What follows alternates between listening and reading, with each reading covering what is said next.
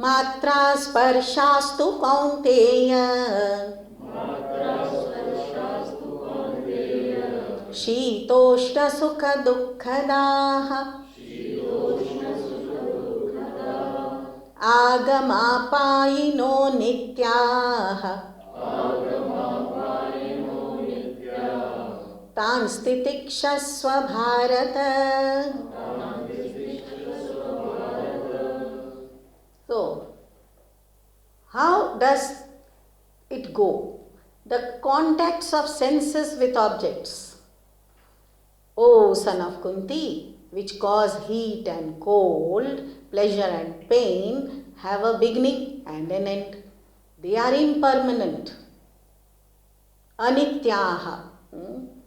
Endure them bravely, O descendant of Bharata.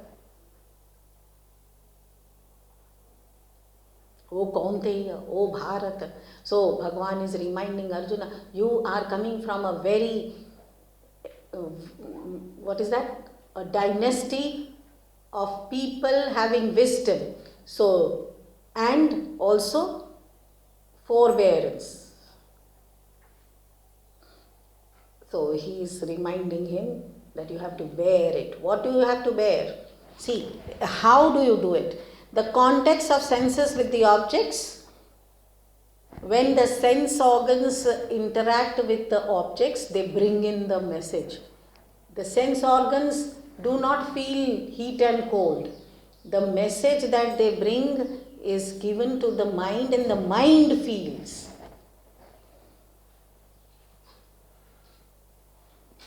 So somebody says, oh, it's very hot. So the other one said, not really. The heat is the same and the body temperature is also the same. Then why this body is feeling hot and the other one is not? Because this one temper at present is hot and that one is cool. Under the same circumstances, if the mind is not cool, then the other one would also have said, oh yes, it's very hot. So the third one said, forget it. Don't think of heat. They say, don't think of heat and you won't feel hot. What is that? So the senses are sending the message, bringing the message to the mind. It all depends on the quality of the mind as to how the mind is going to take it. Now the mind itself is also insentient, so the mind is helpless. It has to be sentient. So do you mean to say that the consciousness experiences heat and cold? Basically not, because consciousness has no reason to experience. It is one without a second, where there can be no possible experience. The mind in itself cannot experience. So definitely it is a combination. The mind, when is illumined by the consciousness, and the senses, when they are enlivened by the consciousness, that both get activated. When the mind gets activated, it gets the feeling of heat and cold, pleasure and pain. When the senses get activated, they bring messages from the world of objects. So it is the contact of senses with the objects that bring in the message, give it to mind, and the mind feels. All these are anitya. Tanstitikshasva. You are other than these. You are other than your senses. You are other than your mind. So bear it bravely. Endure it bravely. Do not identify with the mind at the time when you are going through it. Remain unattached. Be a witness to your own mind, which is going through the pleasure and pain because the message has been given to it by the senses.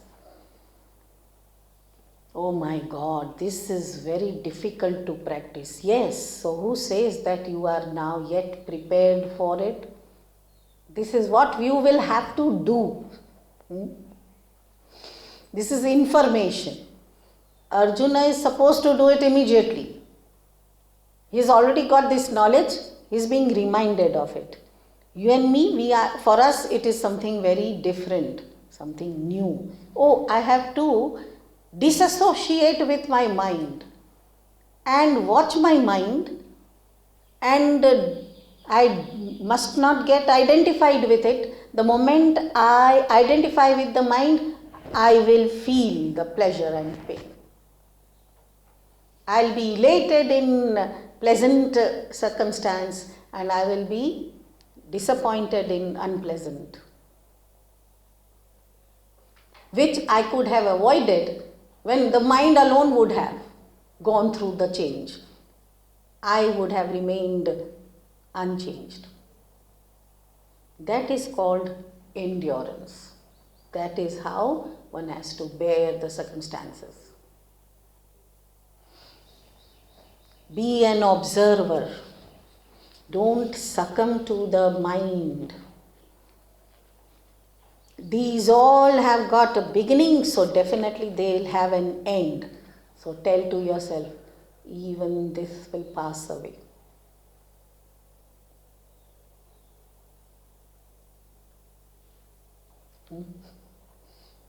These are the words of Gurudev. Gurudev says, even this will pass away. Tell this to yourself. Even this will pass away. Instead, we react. We immediately react to the stimulants. The world is, I give life to the stimulants and then I get bothered about it. Suppose one is able to practice this, bearing the heat and cold, then what will happen? What's so great about it? See, until and unless we know the benefit of doing some practice, we won't do it. What is the benefit? We'll say. Somebody said, look here, in the morning, you get up early. So immediate questioning intellect will say, what's the benefit? So I didn't ask, but the thought came, what's the benefit? Then I was instructed, do some yoga, pranayama, morning walk, etc. Again the thought came, what's the benefit?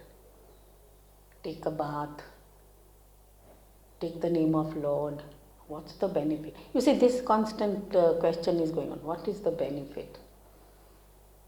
Have a breakfast, good breakfast, be disciplined, reach office on time, be sincere to your work. What's the benefit? What's the benefit? And over and above that, we always keep countering the arguments also. So, but he doesn't come on time, so why should I? So, but he doesn't do it diligently, so why should I? But he gets promoted every time and not me, so why should I?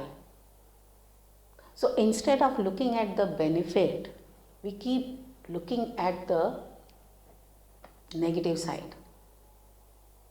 So this kind of thought process is not going to work here. No?